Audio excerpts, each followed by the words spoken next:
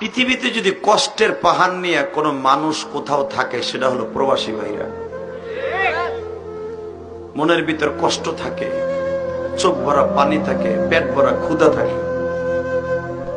তার বসে প্রবাসী জীবনটা এত কষ্ট হইলেও কারো কাছে বলতে পারে না, বেতন না পাইলেও কারো কাছে অভিযোগ করতে পারে না।